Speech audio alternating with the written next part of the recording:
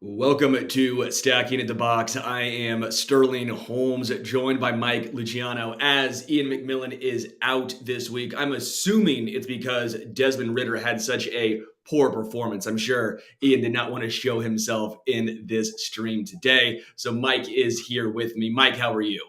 Well, as a guy who had Desmond Ridder as QB1 in 2022, you're lucky I'm showing my face on this stream. I mean, that was not good for the brand, I gotta say. Well, we got a lot to get into. We're going to talk about the any given Sunday. Which team is real? Which team is a pretender? We're going to go through our top five list. A lot of stuff to get to. But before we get to all of that, we have a deal for you guys. All y'all football fans out there, DraftKings is running a new promotion that you do not want to miss. New users can place a $5 first bet to instantly claim $200 in bonus bets. You will also be rewarded with a separate no sweat single game parlay every single day when you opt in. All you have to do is sign up with our code STB. Using our code STB not only gets you these great bonuses, but it also directly supports our podcast. If you've been considering signing up for DraftKings, make sure to use the code STB to maximize your first bets and parlays. This offer is only available to new customers who are 21 plus and physically present in legal gambling states. Please remember to always gamble responsibly. Check the episode description for the full terms of the offer to see if you qualify. All right, Mike. We do this with Ian. We're going to do it with you. Winners and losers from week 4. Let's start with the winners. Who was your big week 4 winner? Well, it's got to be Anthony Richardson. Even in a losing effort against the Los Angeles Rams, to come back down from 23-0 as a rookie in essentially your second full game because he got hurt early on in the win against the Texans. So full game number 2 against the Super Bowl champion Sean McVay. And Richardson, I still don't think has a great team around him. Now, having Shane Steichen helps a lot. He certainly has become the running quarterbacks guy, but I can't help but look at Anthony Richardson and say, like, all right, I don't know if he's going to be this good, but Cam Newton was such an outlier physically and talent-wise. I mean, we may have 2.0 here. Well, like I'd said on the Stack in the Box Monday recap show in the Monday Night Football preview that I did yesterday, like earlier I'd said maybe he's like top 5 in terms of just arm strength, like how hard you could throw a ball and how far. He might be 1 or 2 after that game. I mean, some of those throws that he was, the one to Alec Pierce, he was getting hit. He almost threw it like a sky hook. It was over his helmet, 40 yards on a line right to Alec Pierce. I'm like, you can't coach that. That is Yeah, just pure talent. And I don't know what the future holds for Indianapolis this particular year. I know they get Jonathan Taylor allegedly back soon. I don't know what is totally going on with him contract wise, if he's going to stick around, but hard to look at that game and think anything except, man, Indy got a franchise quarterback. Yeah, the athleticism and talent is undeniable. He was not great at Florida, but you saw the undermakings of a great franchise quarterback. If only he could reach that potential. What we have seen so far from Anthony Richardson is very, very fun to see. My winner this week is the Houston Texans. Houston Texans, I said going into this year, they might not be good, but they're building this thing the right way. And you're already seeing some early returns as they move to 2-2. CJ Stroud looks like an NFL ready quarterback right now. I always say I don't like Ohio State quarterbacks, but if you always say Ohio State quarterbacks are busts, you're going to miss out on the next great one from there. CJ Stroud looks like the next great one from there because CJ Stroud is that guy. I said going into this draft, he was my number 1 quarterback on the board. Okay, a big fan of CJ Stroud. And what we have seen is the Texans building this the right way, giving him some solid pieces defensively so he doesn't have to put up 40 points a game, and also focusing in on giving him a couple weapons. They drafted Tank Dell. While week 4 was a bad game for Tank, he's had a nice connection so far with CJ. They also revamped this offensive line, giving a large contract to Laramie Tunsil. They brought in Dalton Schultz, the tight end, who in my opinion was the best free agent tight end out there. Rookie quarterbacks love their tight ends. I think they're building this the right way in Houston. And again, 2-2. They may not be good. Not saying they're making the playoffs, but I think Houston is my biggest winner for week 4. Remember when he almost fell in the draft because he took essentially the equivalent of a BuzzFeed quiz and did poorly on it, and they're like, "Oh my God, CJ Stroud's actually stupid," and we're gonna draft him. He's QB4 now. I'm like, we get so silly with these quarterbacks, man. Like I remember when Justin Fields came out and they said he played baseball, so his arm looks weird, so don't draft him. Like it gets They get really strange with these quarterbacks. Yeah, those questions are like, I had 8 apples, I ate two. How many did I have? And if you missed that question, apparently you're not a NFL quarterback. Don't understand that. Sorry, I'm not good at calculus either. All right, but who is your loser of this week, Mike? I don't want to pile on because I mean I've piled on a lot of guys lately, but I mean Daniel Jones, you got to look yourself in the mirror and go, what on earth was that? And I know that, but before I hear all the offensive line, like, all right, number one, I get it. That is not a good offensive line. Here's my rule I'm developing. Tell me if you think. I think an offensive line, I'm going to say 5 sacks a game at the most could be on offensive line, 5 or 6. Anything past that, I'm like, all right, something's on the quarterback here. If you get sacked 11 times, I can't believe that you're not culpable for that a little bit. Mike. He may have been culpable for 3. That offensive 11 though? line was atrocious. Atrocious. You know what was Joe also Burrow. atrocious though? No, Joe Burrow. We think Joe Burrow's offensive line with the Bengals is bad, right? Yeah. Joe Burrow has 8 sacks all year long, and Joe Burrow is a statue with a bad calf. Daniel Jones can actually move. This is the offensive line. Daniel Jones was under duress the entire game. He broke out of a couple sacks. It could have been worse. You know what else was bad though? That pick 6 to Devin Witherspoon when he was not pressured. Daniel Jones, outside of that one half where he lost his mind against the Cardinals and prevented them from being 0-4, I don't believe he's scored a touchdown in that. And he has 6 interceptions. He's lost a couple fumbles. And every game it's been non-competitive. And this is a $40 million quarterback. I really thought I was losing my mind. Like, we've seen quarterbacks sign extension, Kyler Murray, Derek Carr, and maybe there's some buyer's remorse here for some of these long-term quarterback deals for guys who aren't superstars. But outside of the Giants organization, did anybody look at that deal and think, man, the Giants really got a steal here? I mean, No. it's so bad. Like, if he keeps playing like this, I don't care if he's a $40 million quarterback. He can't keep playing like this and just start all 17 games. I know that sounds drastic, but I mean, he has 2 touchdowns and 6 interceptions. I believe in his career now, he has more turnovers than touchdown passes, if you count the fumbles. And he's a Joe, $40 million quarterback. Joe Namath did too. That worked out pretty well for him, but I get it. It was a different era. My loser this week is going to be the Panthers. Panthers moved to 0-4. They are the one of 2 winless teams in the NFL with the Chicago Bears. The Bears were actually my loser of the week last week, so I didn't want to double down on them. So the Panthers get it this week. And by the way, Bryce Young has not looked good. Now, I'm not saying give up on a quarterback after 4 games. If you did that, then Peyton Manning would never have been a Hall of Fame quarterback, right? I get it. It's going to take time. But Bryce Young clearly has not looked like C.J. Stroud or Anthony Richardson. And that's not good.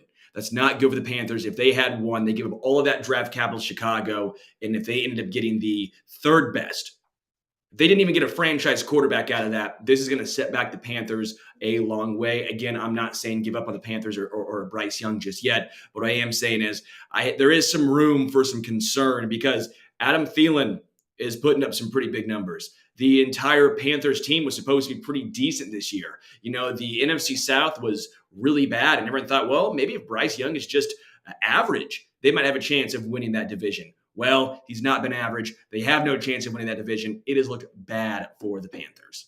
It's looked bad, but I'm looking at some of the all-22 in the passing charts. I believe half of Bryce Young's completions were behind the line of scrimmage against Minnesota. And that to me says more than anything else that they're babying this kid. Yeah.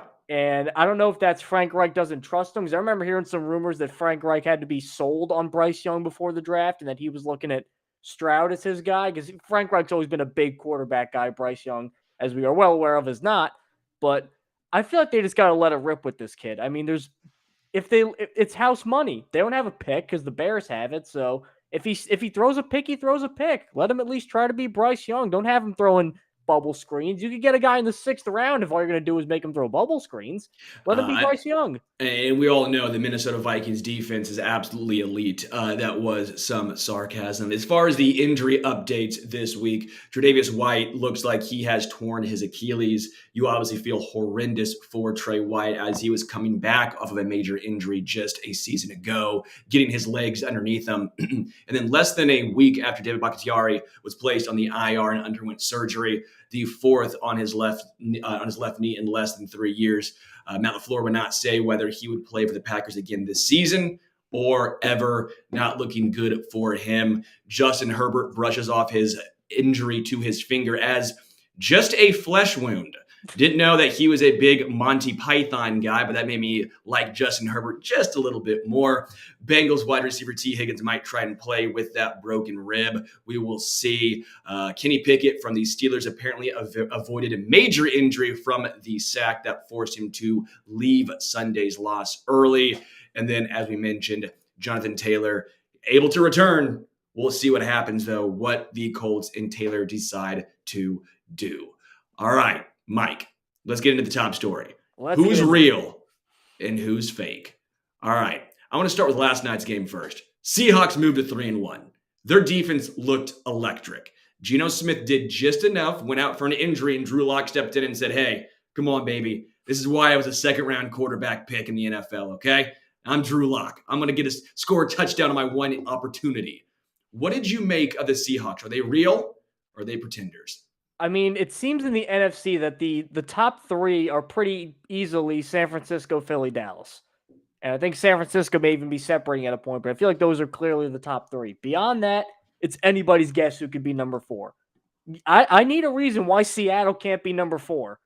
Because every area, I really don't see a weakness. I mean, the offensive line's not amazing, but it's certainly workable. I think they have some nice individual players there. Geno is showing last year is not a fluke at all. And as the president of the Geno Smith fan club, going back to when he was with the Jets, because I thought he was getting screwed over by Rex Ryan and no receivers around him, finally I've been vindicated after all these years.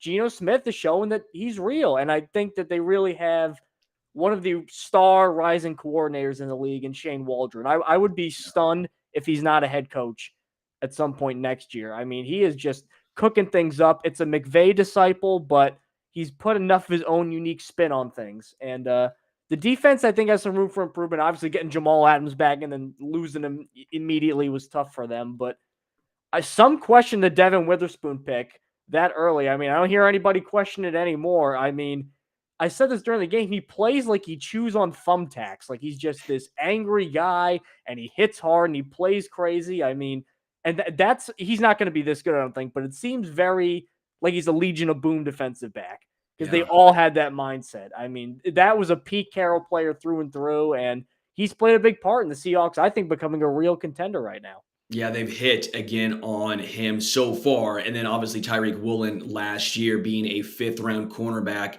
They're looking good defensively. They have some young pieces there. And by the way, Bobby Wagner still doing Bobby Wagner things. He was outstanding last night. And I do agree with you offensively. The offensive line might be their weakest aspect of that offense.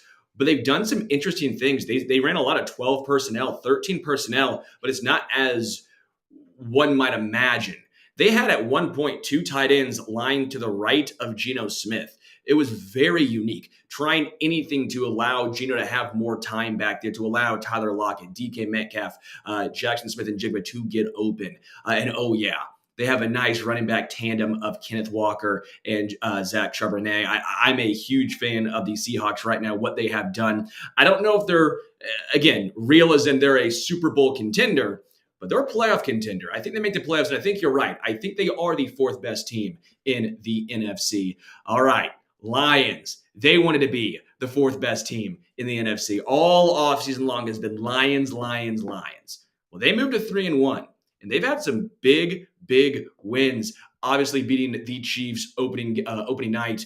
On that Thursday night football game in Arrowhead, that was huge. But the Lions for real. Well, I think they're going to be aided by the fact they still have to play the Bears twice and the Vikings twice. And then they already proved that they, I think, are a lot better than Green Bay, who's really the only other team that has any shot, I think, this year in the NFC North. So they're going to benefit from the weak division. But much like Seattle, I mean, Jared Goff took a lot of crap the last year in LA and even the first year in Detroit. And they stuck with him. They said Jared Goff's our guy, and he's rewarded them. He's playing some of the best football of his career.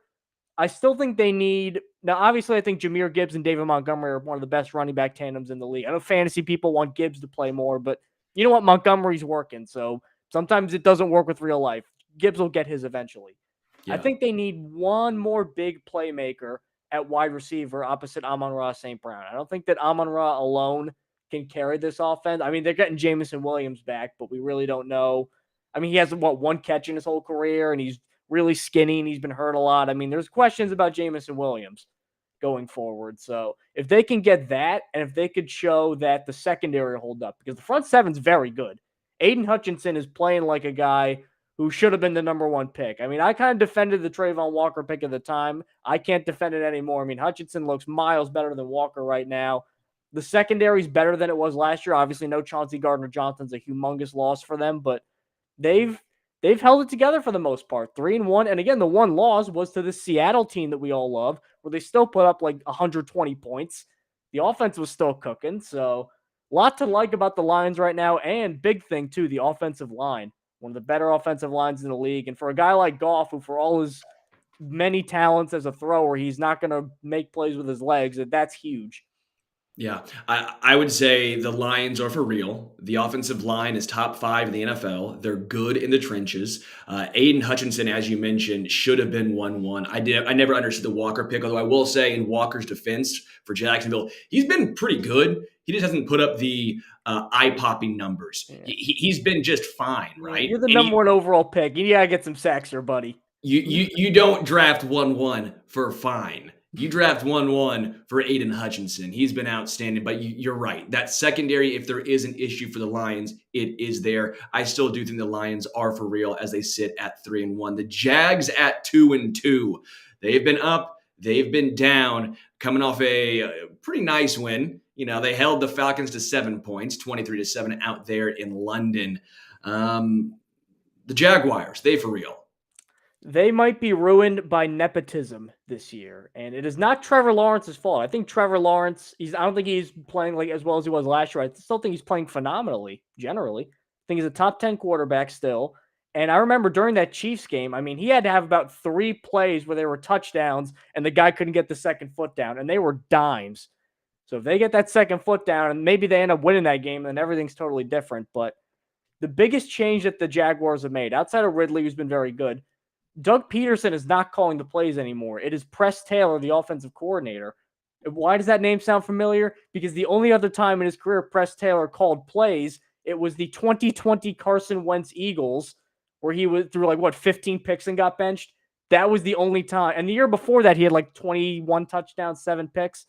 And then he goes 16 touchdowns, 15 picks. That was Press Taylor's 1 year calling plays. So he's Zach Taylor's brother. So I don't know if that's a reason that he's still in the league. But for whatever reason, Doug Peterson has a blind spot for this guy and thinks he'll be great. I don't know why, because I think the offense has been very predictable this year, just what they're trying to do schematically. And Doug just has a knack for calling the right play at the right time. Press Taylor doesn't. But if they can figure it out, maybe if Doug takes plays back at some point, I think they'll be fine. But as it stands right now, in an AFC South that is a lot tougher than I think they thought it would be early on, Jacksonville will still be fine. I think they'll probably end up winning 9 or 10 games this year, but I think it's hard to really see them, even if they get to the playoffs, really doing anything unless Trevor Lawrence just has that insane second half like he had against the Chargers, and then what do you know?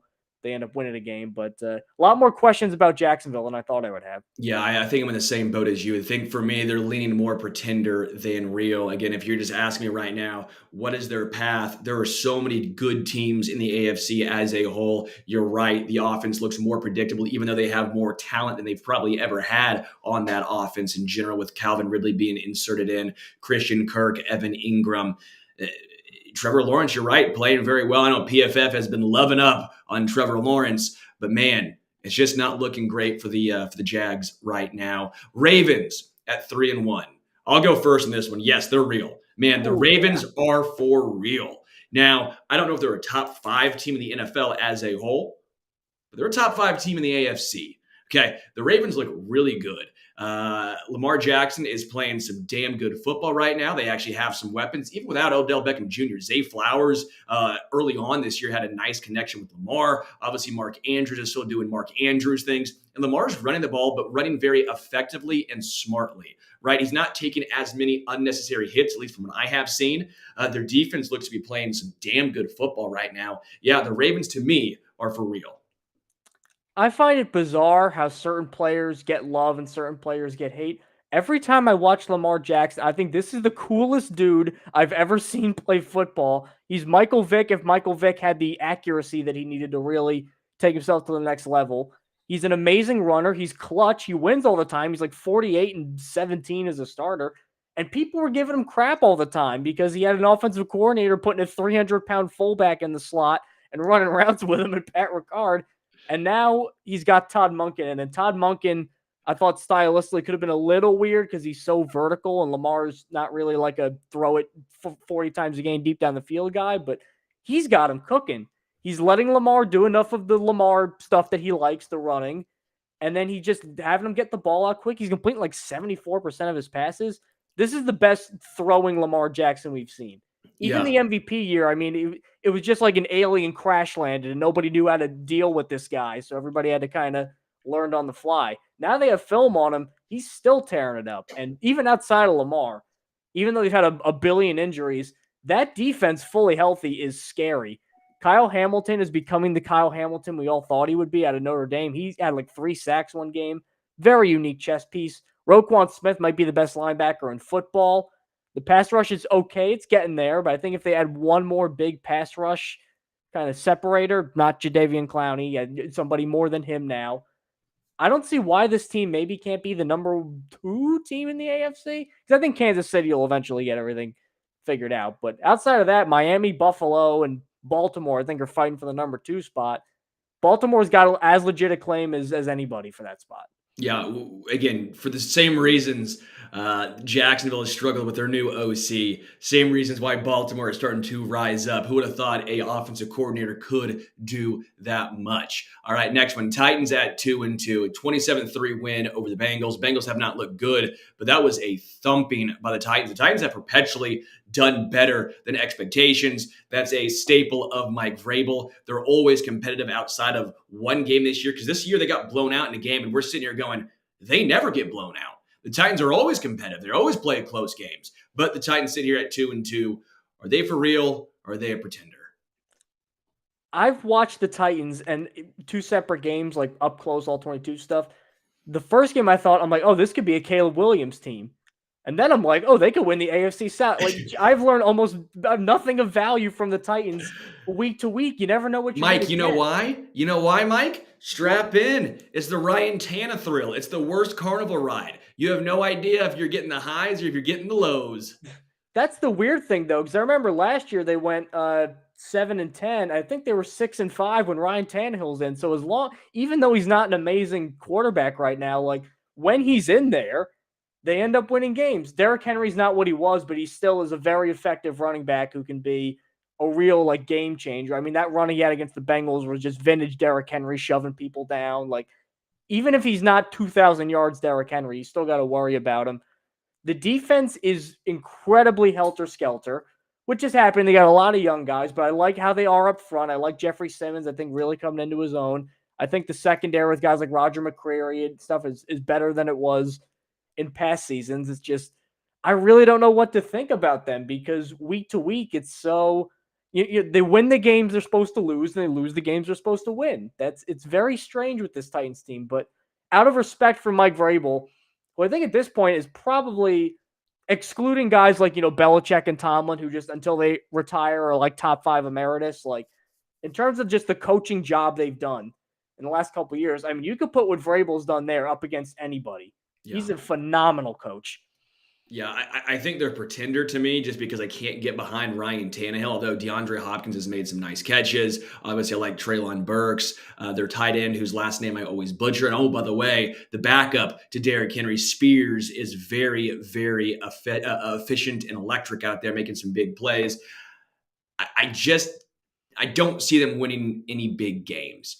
Now, I understand they're going to play some tough games. It's going to be a rock fight every time you play the Titans. I just don't see them consistently winning, going deep in the playoffs. I don't know if they have what it takes to even win the AFC South. But again, I do have to tip my hat to Mike Vrabel. Not a great roster, but they're finding ways to consistently win. The Bucs, though, are 3-1. Baker Mayfield's look good. Mike Evans, oh yeah, it's still Mike Evans. The offensive line that was such a disaster, well, they got healthier. They look at least a little better. Rashad White might not be the most efficient running back in the NFL, but they're finding ways to get it done. What do you make of this Bucs team as they sit here at 3-1? I'm looking at Baker Mayfield's career too, and I remember 2020 was, I think, the only time he really had an NFL offensive coordinator and probably an average to above average everything else around him, offensive line, skill position players, everything like that. And he threw 26 touchdowns and 8 picks and won a playoff game with the Browns. That's what Baker Mayfield did the last time I think he had a legit team. Right in 2021, he had it, but he got hurt and was playing hurt, so I almost want to kind of rule that out. Now he's got an offensive line that, again, not amazing, but they're certainly a lot better than they were last year. Evans and Godwin are still Evans and Godwin. Dave Canales, who actually is a Shane Waldron disciple, he was the quarterback coach for Seattle last year, and Geno Smith said played a huge role in his resurgence and revitalization. Now he's doing it again with Baker Mayfield.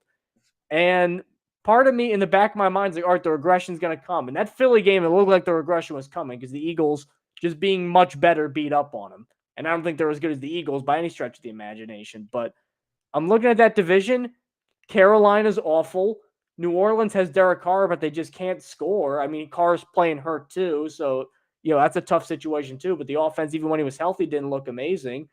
And then Atlanta has a really great team, but Desmond Ritter's really holding them back. So, I mean, how do you say they're not the favorites to win the NFC South and get a home playoff game right now? Yeah, I think I'm in the same boat as you. I thought Saints for sure, but Derek Carr not been good, especially again, as you mentioned, the injury. He threw it, 37 times for 122 yards, something like that. That seems almost impossible. Alvin Kamara had 13 catches for 33 yards. I've never seen that anywhere before. Thank you, Fantasy Football PPR League. Thank you so much. Commanders 2-2.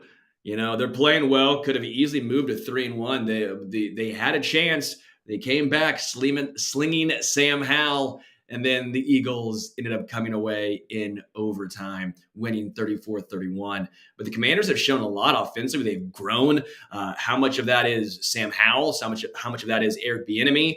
Again, we've talked a lot about offensive coordinators right now. Got to tip your cap to Bieniemy going to Washington as that offense has started to explode. Washington, are they for real? Are there going to be 3 NFC East teams in the playoffs? The tough thing with Washington is I really don't know how they view Howell yet. Are they viewing him as a young rookie quarterback they think could be a franchise guy, and then you got to kind of grade him on that sort of curve? Or is it he's kind of a stopgap guy, and then maybe later we can get, I don't know, not even a guy in the draft. Maybe a big veteran becomes available. Maybe they get Kyler Murray. Like, I really don't know how they view Howell. And as such, it's affecting my perception of them, because if they view Sam Howell as just a young guy figuring it out, I'm like, there's been a lot to be encouraged about. I know Denver is a terrible defense, but, first big road start, 300 yards, goes and wins that game with 35 points. Very impressive. And then hangs with the Eagles and had a shot to beat them before Ron Rivera said his defense was tired. That's why he didn't go for 2, which that's what a tired defense needs, more football. Doesn't make any sense. So he's made some boneheaded decisions recently, not knowing when they were in or out of the playoffs. We don't know what Sam Howell was last year. Like he said some pretty questionable decisions for a good old riverboat Ron. Right. So, if they view him as a young guy trying to navigate this mess, I'm like, I got to be encouraged. I know the Bills game was horrendous, but I mean, young guy, these things happen. Like, Bills are much better. What are you going to do? Like, everything messed up, not just him in that game. But if they view him as just kind of like a stopgap guy and they really don't think he's the franchise guy, I'm like, there's a lot to be concerned about then. Because I don't think Howell has really shown – the highs have been there, but enough highs where I think they can commit to him and compete in that tough-ass division for a long time. I don't know if that's there yet. So once I get more clarity on what they think of Howell, I think that'll probably affect my perception. But in terms of being a contender or pretender, I think there's just way too much going on right now for them to contend right now. Just too much, too fast. All right, final 2. We'll do them at the same time because, quite frankly, they're about the exact same team. That is the that is the Vikings and the Chargers. Chargers and the Vikings. Offense has looked pretty darn good. Defense, well, they've not. They both have some really good wide receivers. Keenan Allen is putting up vintage Keenan Allen numbers right now. Obviously, no Mike Williams. That is a huge loss for the Chargers, but they've been fine offensively. It's been the defense has let them down. Vikings, same thing. Last year, they won every single close game. This year, well, reverted back to the mean. What do you make of these two teams? I refuse to believe that offenses playing this well are going to miss the playoffs and Sam Howell and Desmond Ridder might make it. I just don't want to accept that that could happen. Like Herbert obviously gets more leeway because Herbert, I genuinely feel bad for him, and I almost don't want them to fire Brandon Staley because I don't want them to lose Kellen Moore because Kellen Moore and him have been terrific this year so far. Even though he's playing with a giant splint on his hand, he's throwing the ball. I think he was like 40 of 46 in one game. I mean, against the Vikings. He's been terrific. Now Brandon Staley is way in over his skis because he was a defensive coordinator at a D3 school, I think 6 years ago. And now he has to coach Justin Herbert. He did way too much on him early on. Minnesota is they're the Chargers East, I guess, or the Chargers Midwest, I think is the way to put it. I mean, not only are they losing in embarrassing ways, but it's always hilarious. Picks at the goal line, fumbles at inopportune times, and part of me wants to say, all right, they're regressing to the mean, but like I don't even think the mean is this bad. I think the mean is somewhere in the middle. So It's a they'll be better. slingshot. They'll be better. But I think they're just 500 right now. I mean, Kirk Cousins and Justin Jefferson are playing pretty well, but you can only do so much, especially when the defense is just not. Brian Flores is just doing the Wink Martindale, we're going to blitz every play strategy, and it is not working so far. Yeah, shout out to Khalil Mack, though, by the way, of the Chargers getting 6 sacks.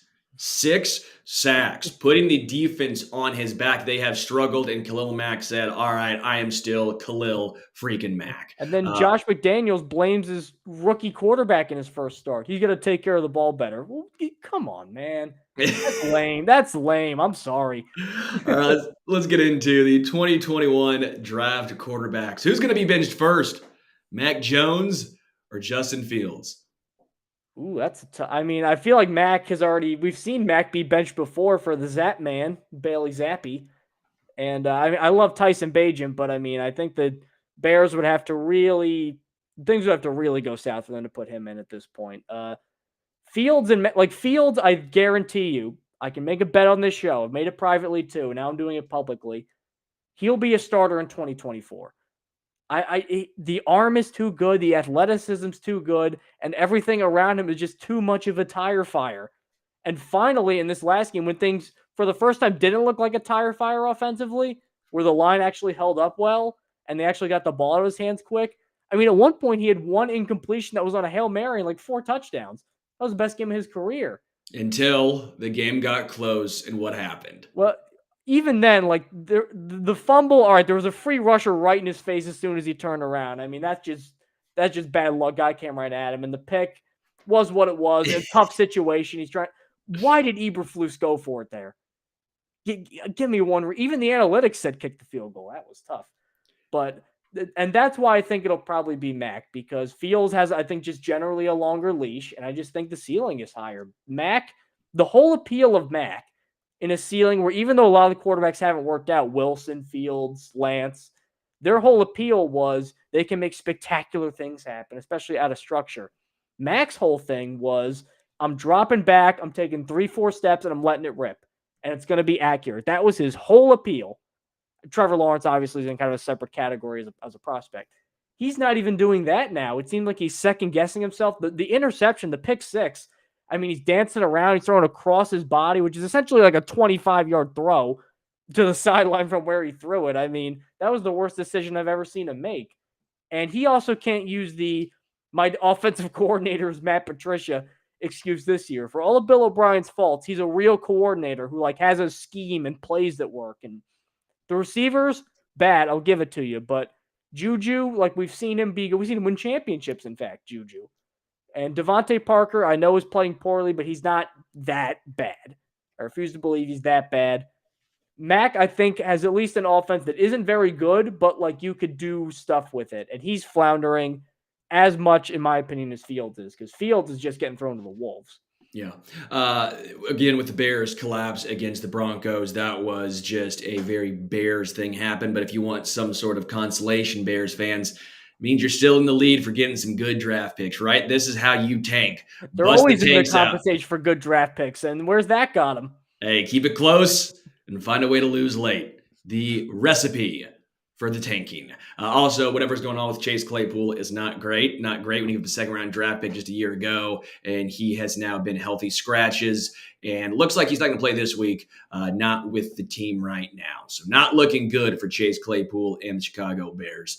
All right, let's get to the Kansas City versus the Jets. I know you're a Jets guy, Mike, and they played a good game. Valiant effort coming back, had an incredible second quarter, and quite frankly, a third quarter. Zach Wilson at one point looked like the second overall pick. Is there something here? Did Zach Wilson figure something out? Well, I think the bigger reason for his success in this game was there's been a lot of debate about, well, Zach Wilson just needs to stop thinking so much and just let it rip. That's always been his big thing. Nathaniel Hackett, I think, stopped thinking a lot because things he thinks about are how do we get Randall Cobb involved and let's get Dalvin Cook, who's clearly washed touches. He stopped doing that in this game, and he said, you know what? No, we're going to simplify things, but you know what? When in doubt, look for Garrett Wilson. If Alan Lazard's open deep, chuck it. Who cares? F it. That was the whole ethos of this game, and it kind of worked. And Wilson, for his, again, he made some mistakes. The fumble on the drop snap, it happened, and you went down 17-0 early. Those points count all the same. But against a defense that allowed 3 touchdowns in 3 games prior to that, I mean, that rip throw to Conklin up the seam. I know the Lazard play was an underthrow, but, the Lazard touchdown, really tight window, and then he runs it in. I mean, this is BYU Wilson. And, I mean, fundamentally, I don't think this changes anything. I mean, a lot of guys can have individually great games. I think, wasn't Marcus Mariota like 13 of 14 with 4 touchdowns in his first game? Like, sometimes things like that happen. They just, nobody was expecting this, and Wilson comes out and hits them. But if Wilson keeps playing like this, which is entirely possible because now the schedule gets easier. They got Philly up soon, but then it's Denver, the Giants, Chargers have a bad defense, Washington, Atlanta. Like, now they can actually start putting some things together. And are they going to make the playoffs with Zach Wilson? I don't think so, but as opposed to looking like they were going to go 1-16, which it looked like they were going to beforehand, I don't think there's a problem with that. They could probably win, I don't know, 6, 7, 8 games. If Wilson plays like this and that defense plays like they did against Kansas City, no reason they can't win 6, 7, 8 games. Yeah, I would agree. I mean, they gave 23 points to one of the best offenses in the entire NFL. Again, you're not going to give 23 points to many teams if you are the Jets defense. Zach Wilson, you put up 20 again against a good Chiefs defense. Man, that's a recipe for winning a lot of games. 20-13, 20-17 might not be pretty, but that's enough to get it done most weeks. Again, I don't know if Zach Wilson is going to do what he did in that second and third quarter the entire rest of the season, but he did look really good in postgame.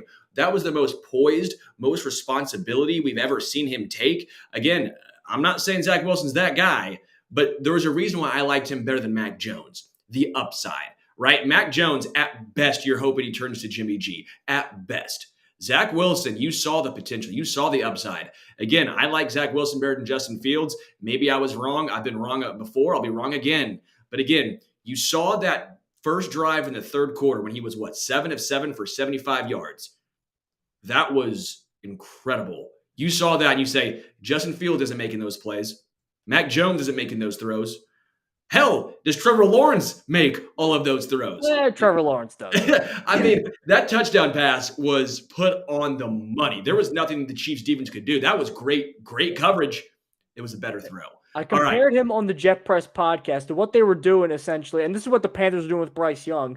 It's like in basketball when they have like a 7'1" center and they got him at the 3-point line just as like shooting threes. It's like, well, what good is being 7'1" if you're doing that? You might as well be 6'2". What good's all this arm talent if all he's doing is bubble screens and checkdowns? Like, and Robert Saleh for a long time, defensive coaches always say, don't make mistakes and let our defense win the game. I think Robert Saleh thought, you know what, even if you make mistakes, our defense can have them make another mistake. And I kind of like that philosophical change. I don't know if they'll keep it up, but for one day, it was nice, especially because the world was coming down on him. But poor Rod, what the hell was Rodney Harrison doing in the post game? I mean, that was extremely unprofessional. Like, come on, man, that was especially after his best game he's had in his entire NFL career, you're going to do that? That was, to me, Charmin Ultra Soft. All right, let's get into the early favorites for MVP. I got Tua Tagovailoa, man. Tua's been great. Dolphins are 3-1, completing 71.3% of his passes, thrown for over 1,300 yards, 9 touchdowns, 3 interceptions. His average yard per attempt is 9.6. 9.6. Tua Tagovailoa has been outstanding. I don't think he's the most talented quarterback by any means in the NFL, but what he is doing has been incredible. Tua right now is my MVP frontrunner. I mean, and I think Tua would have a better chance than the guy I'm going to say because of just the numbers. But in terms of who's playing the best at quarterback, because this is a quarterback award, MVP is a quarterback award. In terms of who's playing the best right now, I mean, it's hard to look at Lamar Jackson and say that he's not. I mean, for a guy, I know he's got better receivers than last year, but Odell Beckham at this stage of his career and a rookie Zay Flowers are nowhere close to Tyreek Hill, Jalen Waddle in terms of a wide receiver duo. Mark Andrews is back, but he's been banged up. But it's such a hard argument to make. I just because full transparency, as a Chiefs fan, I hate that argument when it was used against Mahomes when he had Tyreek Hill and Travis Kelce. So I will never use the argument of a guy has great weapons. What's he supposed to do? Not use them? What do you want Tua to do? Only throw to, I guess, Mike Gesicki's not. Yeah, I'm yeah, Braxton Berrios. That's his only guy now. That to me is a very. It's an argument I dislike. I understand where you're coming from, Mike, but again, it's sorry that the GM did a great job surrounding Tua with weapons. No, yeah, Tua's been great, but to me personally, throwing for 250 yards and 2 touchdowns to Zay Flowers is not as impressive in a vacuum as throwing it to Tyreek Hill. But even if you take that away, who he's throwing to away, you've got a guy who's overcome. I mean, I remember looking at their injury report. It was like half the team. It was like half the offensive line, half the starting defense, and he's still overcoming that. He's still running the ball and being effective in Lamar Jackson, like that sort of way. I know that the Colts game, he had a little bit of a stinker in the second half, but Tua had a stinker against Buffalo. You can't be perfect every single game. And I think if because Baltimore's also got an easier schedule coming up because they get the Bengals again, and the Bengals, I don't know what's going on with the Bengals, man. I mean, Joe Burrow's calf, all right, fine, 4.8 yards per attempt, that's his calf. He averaged like 9 at certain points last year. 4.8, that's all the calf. So he's got the Bengals. He's got a couple dates with the high-flying, electric Matt Canada, Kenny Pickett offense in Pittsburgh. And then you look at Cleveland, who he already beat. I know Deshaun Watson wasn't playing, but even when Deshaun Watson was playing, I was not very impressed with them offensively. And then he played the best defense in the league to that point, lit them up. So I think once the schedule goes on a little bit more, especially with Tua in that outdoor weather, in the cold where he's kind of struggled a little bit in his career. I don't know, smaller guy, Hawaii guy in Miami, sometimes going into Buffalo late or New York late. He hasn't been Tua like the guy that we've seen with Mike McDaniel. I think Lamar's been very good in those situations because of how he can run the ball. I'm excited to see what Lamar does for the rest of the year. So I'm hedging my bet a little early with Lamar. All right, top 5 teams in the NFL right now. Who do you have? You don't have to go in order if you don't want to, but just give me your top 5 teams in the NFL currently. Well, I think right now you still got to put Kansas City up there, and you still got to put Baltimore there, along with Buffalo, Miami. So that's 4 in the AFC. And then San Francisco, I think, is just running away with the NFC and maybe the league. I mean, where are they even average? Where's the weak spot? What do you exploit? There's none of that. Maybe make Brock Purdy beat you with his arm. Well, now he is. He was like 21 to 22 in that game. I mean, I was not big on the Brock Purdy train. Seemed like another Shanahan-y Garoppolo guy. I'm like, what can you say at this point? I mean, he's just lighting people up at this point. So, San Francisco to me, I'm always going to be a Kyle Shanahan worshiper and a John Lynch guy. But I mean, this year too, they just every single spot they got guys. And they're young. This is a young team. They're not going away for a while, especially if Brock Purdy keeps this up. It's unreal. He's on a rookie contract. That's why you can afford to pay all the rest of these incredible players too. You're right. There's no weak spots. It was Brock Purdy, but he's not been the weak spot. He's been really good. He hasn't lost a game yet. I mean, he got hurt in the Eagles. I guess that counts as a loss. But I mean, where he's played, he hasn't lost a game. We say running backs don't matter, Christian McCaffrey matters. Like he is doing everything and then some. It's just again this team, this 49ers team, has just been phenomenal, man. They've done everything and more. I got the Niners, Chiefs, Bills. I don't like taking Dolphins because I don't like just throwing out one game and say like one game all of a sudden because the game before that against the Broncos, Dolphins are the best team in the NFL. They lose one game to the Bills and now they're horrible. I hate that argument. Okay, I want to take all 4 games in totality into this. Okay, we're not just going one game sample size. It's 4 games. Every team has bad games. So I'm going to have the Dolphins, the Bills, the Chiefs, the Niners. That leaves either the Ravens, but I'm going to go with the Eagles, man. I can't put the Ravens above the Eagles just yet. I think the Ravens are on the cusp of making the top 5. They'd probably be 6th right now if I'm doing my list, but the Eagles are 4-0. I get it. They've not won convincingly a ton. Jalen Hurts hasn't been the same Jalen Hurts as last year. Doesn't matter. They're 4-0. They've done what they're supposed to do, win ball games. So that's my top 5. They are winning ugly. It reminds me because something looks off with them. I know they lost both coordinators, but remember that one year? It was like I think it was Ben Roethlisberger's second to last year, where the Steelers were like 11-0, and everybody's like, "Oh, this team still stinks," even though they're 11-0, and then they lost like the last 5 games of the year. I think that was the year the Browns beat them in the playoffs, the COVID year. Like, there's just something about the Eagles. I know they got that great line. I know the front seven's very good, but I'm looking at these games. Barely beat New England. Minnesota almost came back, barely beat them. Had to go to overtime against Sam Howell in Washington at home. Like they're 4-0, and you can't snipe too much at 4-0, but just something about them. I mean, they're a couple plays away from being, I don't know, 2-2 at this point, and then Yeah, but they're not. Come on now. It doesn't matter how you win in the NFL. You stack wins into the playoffs. You stack wins, in my opinion, I always say until Thanksgiving, right? You stack wins till Thanksgiving, then you really know what your team has. You really know what the guys you got, the scheme you got, what you can and can't do. After Thanksgiving, I think you can start taking a little more into wins and losses, but don't apologize for a win. Okay? Don't apologize for a win. All right, let's go some quick hitters right here, breaking down the biggest games of the upcoming week. Quickly, Cowboys at Niners. Niners 3.5-point favorites, over under 45. Cowboys have looked good. They've also looked horrendous. Niners have been just cruising right along. What do you make of this one?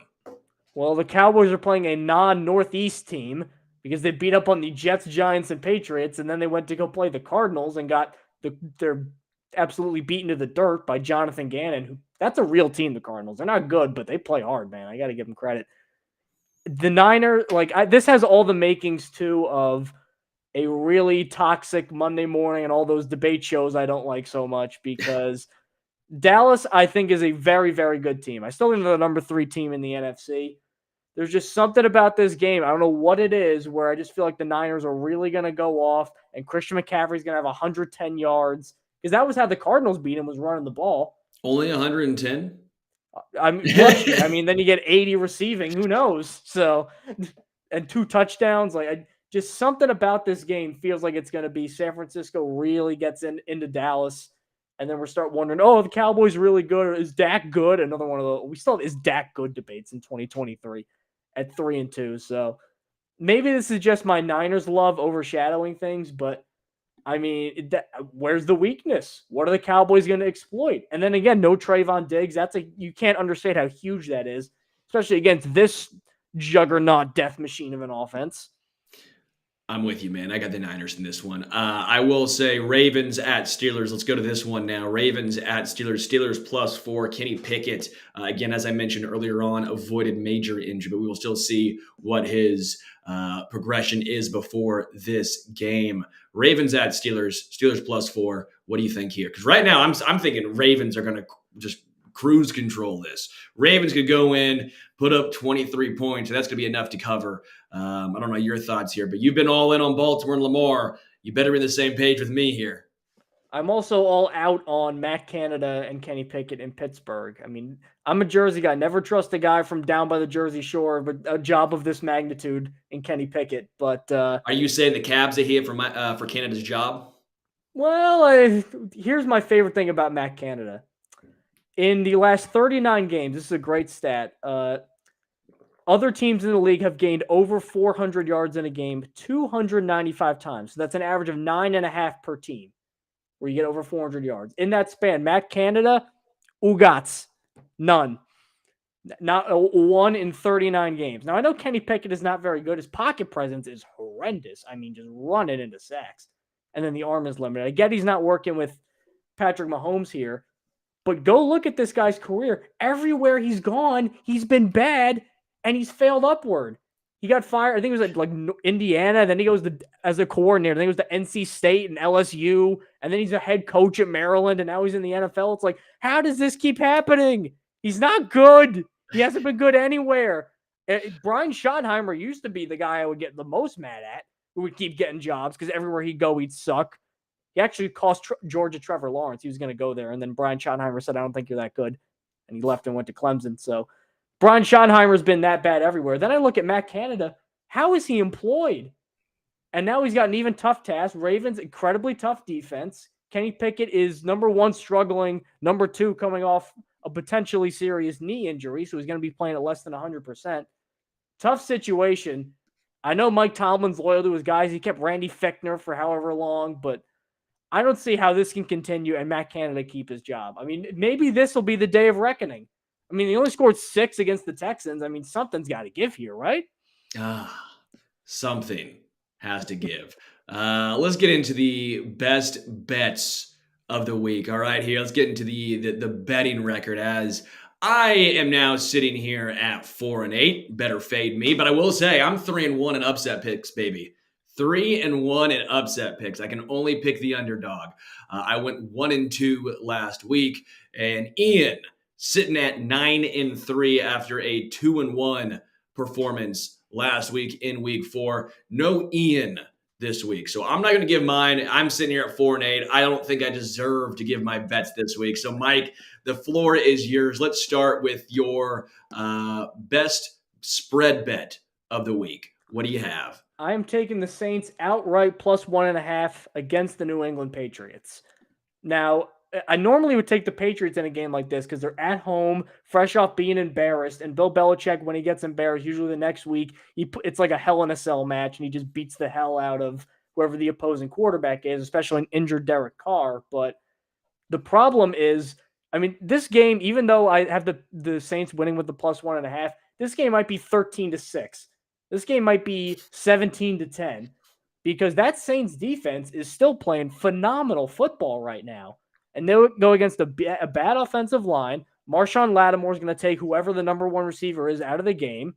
And Mac Jones, I think, is going to struggle against this Saints defense. So, I'm a Derek Carr supporter.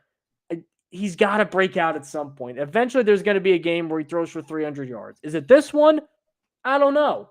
It could be, especially because there's no Matthew Judon and no Christian Gonzalez, which are humongous losses for New England. Just so you know, that is probably what I was going to go with. So I'm sitting here at 4-8. Mike, not looking good for you. Don't put this on me. This is all right. What do you have for the favorite total bet of the week? Favorite total bet? I'm thinking if you hammer the over for Eagles-Rams, 50.5. This has all the makings of a shootout.